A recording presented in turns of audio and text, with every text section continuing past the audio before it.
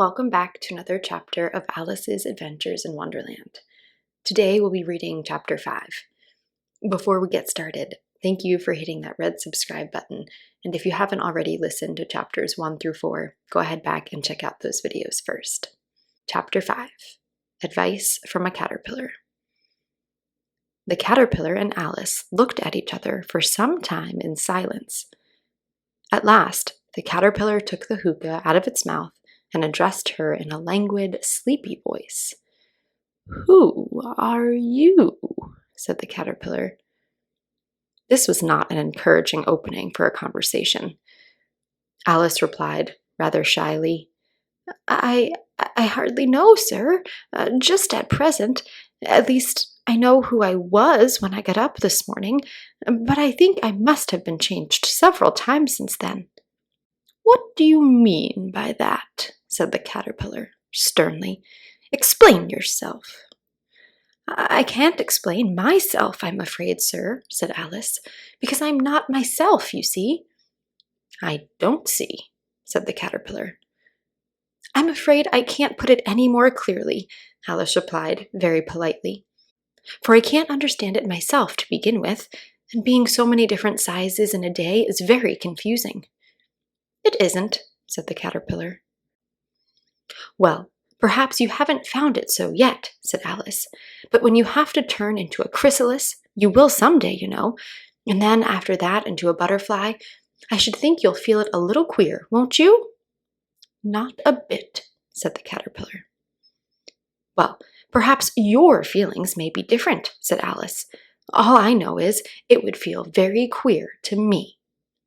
"You!" said the caterpillar contemptuously. "Who are you?" Which brought them back again to the beginning of the conversation.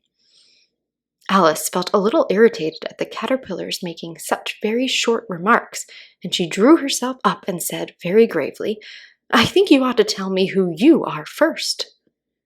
"Why?" said the caterpillar. Here was another puzzling question, and as Alice could not think of any good reason, and the caterpillar seemed to be in a very unpleasant state of mind, she turned away. "Come back!" the caterpillar called after her. "I've something important to say." This sounded promising, certainly. Alice turned and came back again. "Keep your temper," said the caterpillar. "Is that all?" said Alice, swallowing down her anger as well as she could. "No," said the caterpillar. Alice thought she might as well wait, as she had nothing else to do, and perhaps, after all, it might tell her something worth hearing. For some minutes it puffed away without speaking, but at last it unfolded its arms, took the hookah out of its mouth again, and said, "So, you think you've changed, do you?" "I'm afraid I am, sir," said Alice. "I can't remember things I used, and I don't keep the same size for 10 minutes together." "Can't remember what things?" said the caterpillar. "Well, I've tried to say, 'How doth the little busy bee?' but it all came different," Alice replied in a very melancholy voice.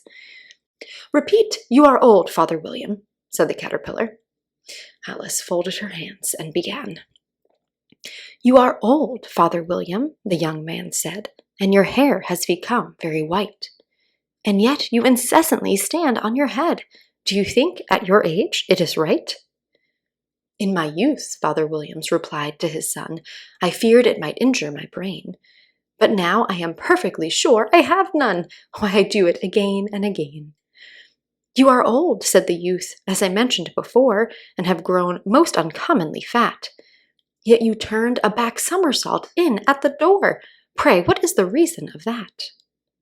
"In my youth," said the sage, as he shook his grey locks, "I kept all my limbs very supple. By the use of this ointment, 1 shilling the box. Allow me to sell you a couple?" "You are old," said the youth, "and your jaws are too weak for anything tougher than suet. Yet you finished the goose with the bones and the beak. Pray, how did you manage to do it?" "In my youth," said his father, "I took to the law, and argued each case with my wife, and the muscular strength which it gave to my jaw has lasted the rest of my life." "You are old," said the youth. "One would hardly suppose that your eye was as steady as ever. Yet you balanced an eel on the end of your nose. What made you so awfully clever?"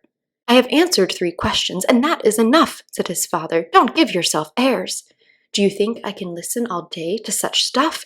Be off, or I'll kick you downstairs." "That is not said right," said the caterpillar. "Not quite right, I'm afraid," said Alice timidly.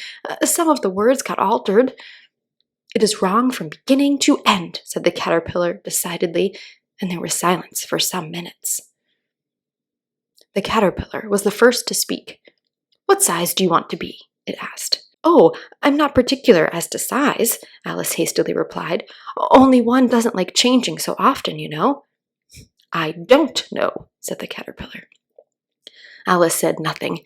She had never been so contradicted in all her life, and she felt that she was losing her temper. "Are you content now?" said the caterpillar. "Well, I should like to be a little larger, sir, if you wouldn't mind," said Alice. 3 inches is such a wretched height to be." "It is a very good height indeed," said the caterpillar angrily, rearing itself upright as it spoke. It was exactly 3 inches high. "But I'm not used to it," pleaded poor Alice in a piteous tone. And she thought to herself, "I wish the creatures wouldn't be so easily offended." "You'll get used to it in time," said the caterpillar, and it put the hookah in its mouth and began smoking again. This time, Alice waited patiently until it chose to speak again. In a minute or 2, the caterpillar took the hookah out of its mouth and yawned once or twice and shook itself.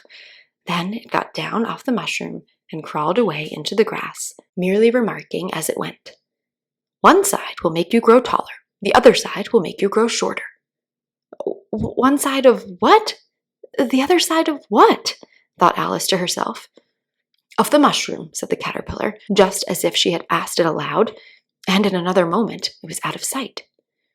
Alice remained looking thoughtfully at the mushroom for a minute, trying to make out which of the 2 sides of it, and, as it was perfectly round, she found this a very difficult question.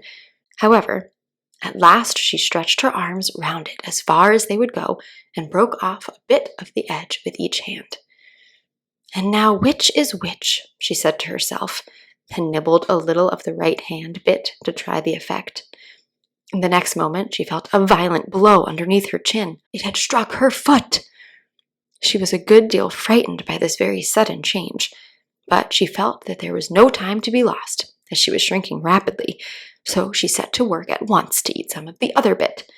Her chin was pressed so closely against her foot that there was hardly any room to open her mouth, but she did, at last, and managed to swallow a morsel of the left-hand bit.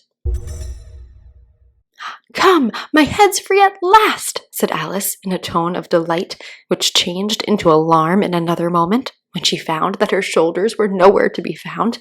All she could see, when she looked down, was an immense length of neck, which seemed to rise like a stalk out of a sea of green leaves that lay far below. "What can all that green stuff be?" said Alice. "And where have my shoulders got to? And oh, my poor hands, how is it I can't see you?" She was moving them about as she spoke, but no result seemed to follow, except a little shaking among the distant green leaves. As there seemed to be no chance of getting her hands up to her head, she tried to get her head down to them, and was delighted to find that her neck would bend about easily in any direction, like a serpent. She had just succeeded in curving it down into a graceful zigzag, and was going to dive in among the leaves, which she found to be nothing but the tops of trees under which she had been wandering, when a sharp hiss made her drop back in a hurry. A large pigeon had flown into her face, and was beating her violently with its wings. "Serpent!" screamed the pigeon. "I'm not a serpent," said Alice indignantly. "Let me alone." "Serpent, I say again," repeated the pigeon, but in a more subdued tone, and added, with a kind of sob, "I've tried every way, but nothing seems to suit them." "I haven't the least idea what you're talking about," said Alice. "I've tried the roots of trees, and I've tried banks, and I've tried hedges," the pigeon went on, without attending to her. "But those serpents, there's no pleasing them." Alice was more and more puzzled, but she thought there was no use in saying anything more till the pigeon had finished. As if it wasn't trouble enough hatching the eggs, said the pigeon, but I must be on the lookout for serpents night and day. Why, I haven't had a wink of sleep these 3 weeks.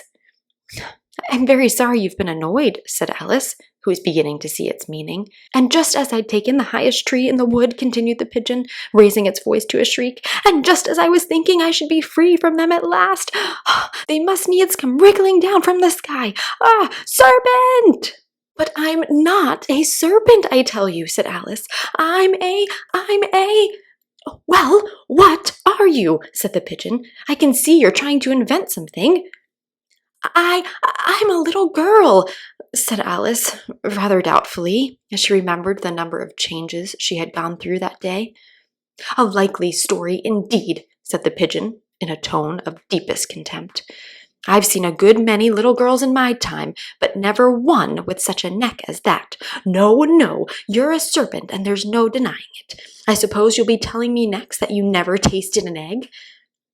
I have tasted eggs, certainly, said Alice, who was a very truthful child. But little girls eat eggs quite as much as serpents do, you know. I don't believe it, said the pigeon.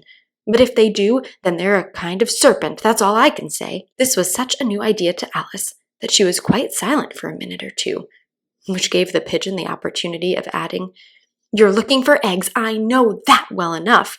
What does it matter to me whether you're a little girl or a serpent?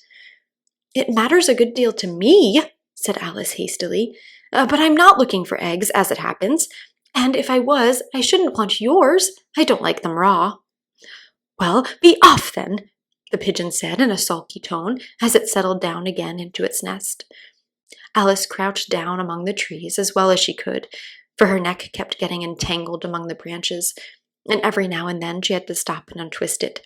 After a while, she had remembered that she had still held the pieces of mushroom in her hands, and she set to work very carefully, nibbling first at one and then at the other, and growing sometimes taller and sometimes shorter until she had succeeded in bringing herself down to her usual height. It was so long since she had been anything near the right size that it felt quite strange at first, but she got used to it in a few minutes and began talking to herself as usual. Come, there's half my plan done now. How puzzling all these changes are. I'm never sure what I'm going to be from one minute to another. However, I've got back to my right size. The next thing is to get into that beautiful garden. How is that to be done, I wonder? As she said this, she came suddenly upon an open place, with a little house in it about 4 feet high. Whoever lives there, thought Alice, it'll never do to come upon them this size. Why, I should frighten them out of their wits.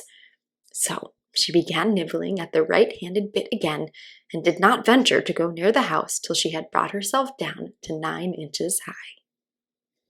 Questions to consider. How would you feel if you were talking to this caterpillar?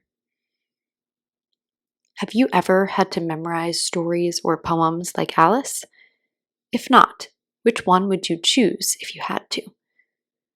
In what ways are you similar and different to a serpent or snake?